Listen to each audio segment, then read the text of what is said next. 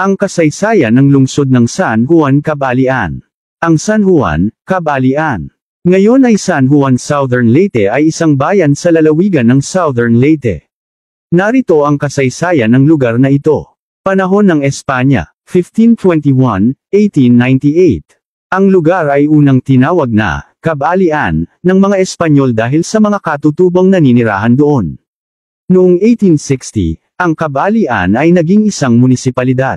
Panahon ng Amerikano, 1898-1946. Noong 1906, ang Cabalian ay pinalitan ng pangalan bilang San Juan. Ang lugar ay naging sentro ng kalakalan at komersyo. Ikalawang digmaang pandaigdig 1946 hanggang 1945. Noong 1942 ang mga Hapones ay sumalakay at kinubkob ang San Juan. Ang lugar ay ginamit bilang isang base militar.